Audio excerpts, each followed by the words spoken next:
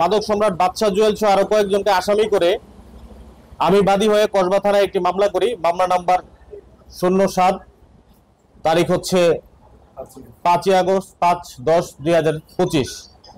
মাদক সম্রাট জুয়েল মাদক চোরাচালান, অপহরণ, গুম সহ প্রায় 23টি মামলার আসামি।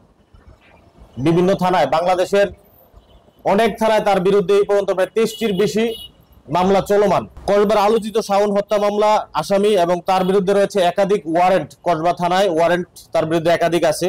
মাদক সম্রাট জুয়েল বাংলাদেশ জাতীয়তাবাদী বিএনপির অঙ্গ সহযোগী সংগঠনের নেতা বলে এলাকায় নিজেকে দাবি করে, কিন্তু আমি মনে করি বাংলাদেশ জাতীয়তাবাদী দল বিএনপি কোনো মাদক চোরা কারবারি, সন্ত্রাসী ও খুনিদের কোনো রাজনৈতিক দল নয়, বা বিএনপির মতাদর্শের সাথে এরকম কোনো ব্যক্তি বা প্রতিষ্ঠানের বিএনপির কোনো প্রকার সম্পৃক্ততা থাকতে পারে বলে আমি একজন বিএনপির নিবেদিত কর্মী বলে আমি মনে করি। কাইমপুর ইউনিয়ন 3 নং ওয়ার্ড চাটুয়াখোলা গ্রামের রেল লাইনের পশ্চিম পাশে আমরা সামাজিক সংগঠন এবং নিজস্ব রাজনৈতিক দলের কার্যক্রমে ওখানে যাওয়ার পথে হাবিবকে পাই। আসার পথে আমরা যখন চাটুয়াখোলা গ্রামে প্রবেশ করি তখন আমরা শুধু একমাত্র হাবিবকে দেখতে পাই।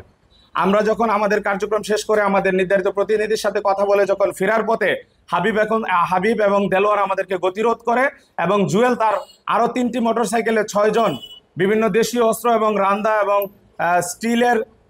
স্টিলের কি বলে পাইপ এবং তার সাথে অস্ত্র নিয়ে, গান নিয়ে, শর্ট গান নিয়ে সে আমাদেরকে উপরে সরাসরি হামলা করে।